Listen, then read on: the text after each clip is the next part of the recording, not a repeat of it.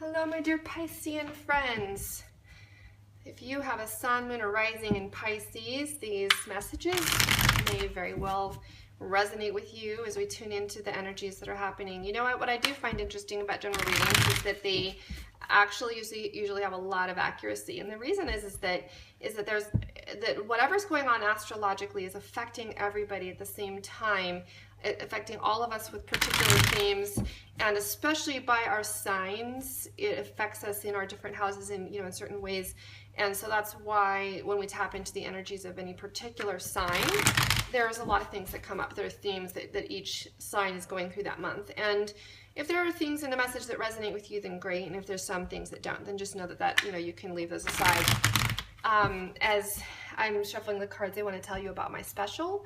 For the month of July, I offer a snapshot reading, and it's just $25. You basically get the same reading I'm doing here for just $25. It's pre-recorded. It will come to you, by email, and just give you some more insights of just about what is going on with you right now, and basically some ideas of how to deal with it. And then also, if you want to take advantage of an offer, a combo offer that I'm doing, I will throw in the upcoming Healing, Shielding, Grounding, Clearing seminar that I have that's going on live with an amazing healer, energy healer named April, and she'll be doing it live with us, but then you'll get a recording of the call so you can continue to use the exercises in your daily practice. So without any further ado, let me get going on your reading.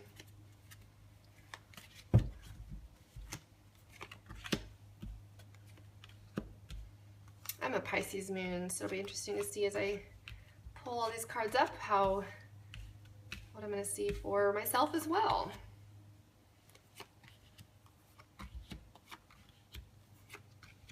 And bottom of the deck, King of Wands. Okay, my dear Pisces.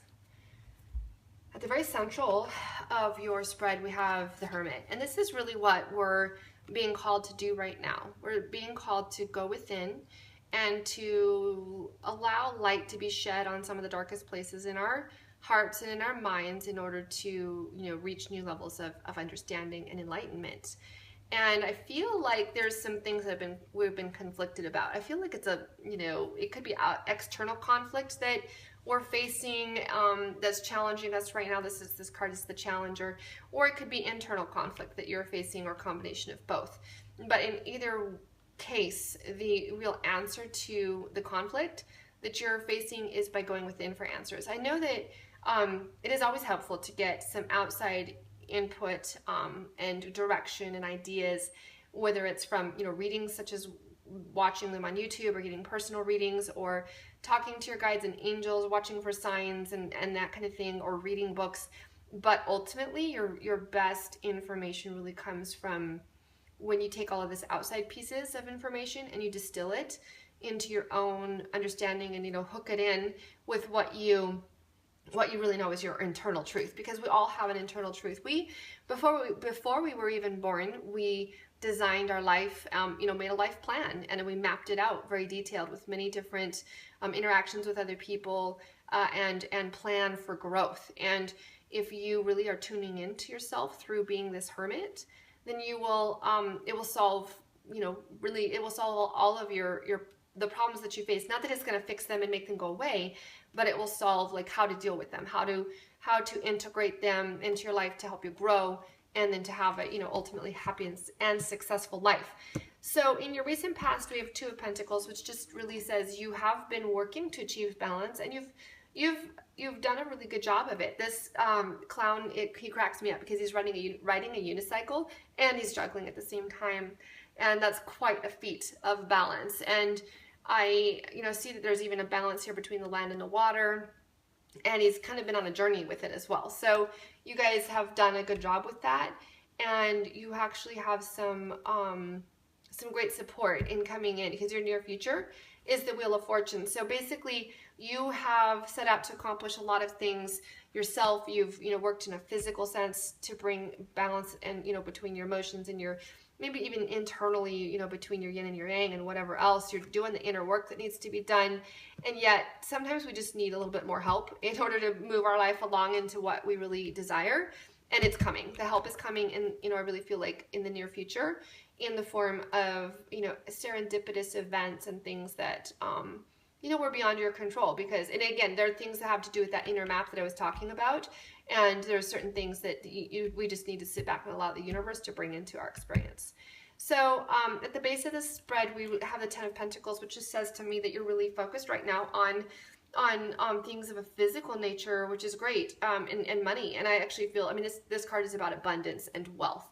And so I feel like you're, by doing this and taking care of the internal work that you need to have done, and resolving some of the conflict, especially internal conflict within your own heart, is going to help you open up yourself toward the abundance that is really there for you to have. Whether it's, you'll be getting new ideas about, business or career or entrepreneurial, whatever, you're just going to be stepping into things that will really bring about abundance in your life.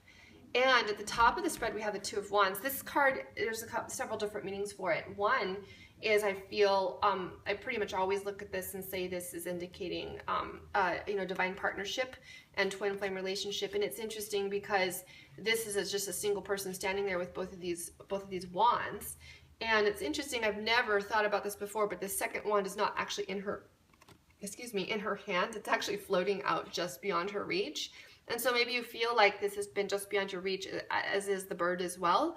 But know that it still is within your grasp. It's coming in. And whether you're a masculine or a feminine, male or female watching this, there's definitely, I feel, a very strong masculine energy coming in. Like this card here, overarching the whole spread, the King of Wands, I feel like it really could represent a person that could be coming into your life, and or maybe already is in your life. But I feel like because this card came up where I'm just noticing this beyond her grasp kind of thing, maybe it's been beyond her grasp, but it is something that's coming in.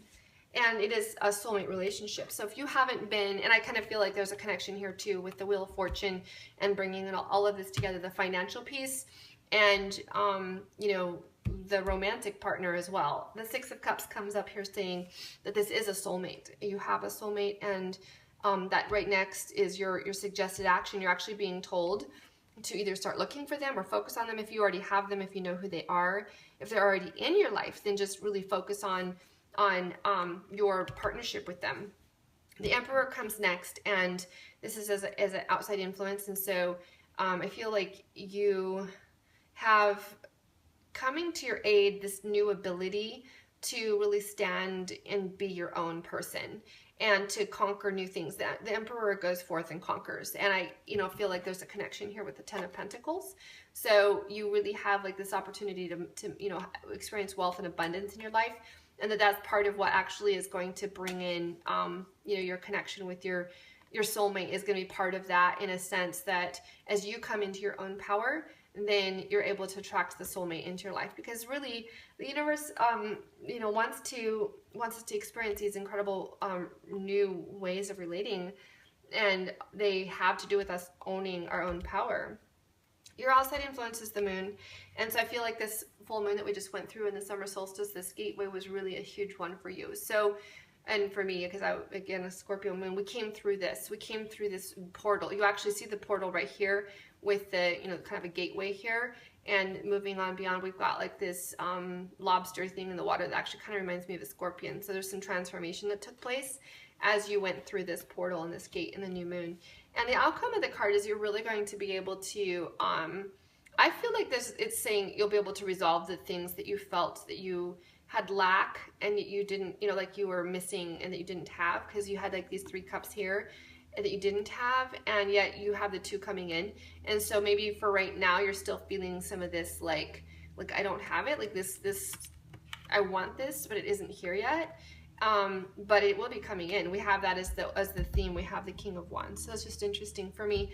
I'm going to see what the romance angels and some other oracle cards have to say to us, to give us more clarity and information on what's coming for Pisces in the month of July. What things are on the horizon, dear romance angels? And we have, this one wants to come out. Healing family issues, your love life benefits as you forgive your parents. I think this should be expanded to beyond just saying parents. It's like, really, most of my viewers, you guys are, you know, in divine partnership, twin flame relationships, or light workers. You're awakened and you're aware, and you know that you've come here to really transform, transmute, and change, you know, deep karmic patterns. And yes, this is a soulmate. You have a soulmate coming in. And so, knowing that that's a lot of the work that we're doing is in, you know, in healing this inner conflict, is healing deep karmic issues that are, you know, either genetically that we inherited through our genetic lines, or that are, you know, through past life and karmic soulmate relationships that we've had in the past. Island solitude comes up, so I see that with the Hermit here. And so I feel like, you know, that's why we still have some of this regret. Like, we know that this soulmate is coming in. It's you know, suggested action, but I feel like it's still maybe in July. It's still not like totally coming in yet, and so that might be why we still have some of the feeling of like, where is he? Where is she? Why isn't she in my life yet? But know that it's coming. Again, I just feel like that ties into the first time I ever thought about that card and noticed that she's not, you know, that second wand is just beyond her grasp.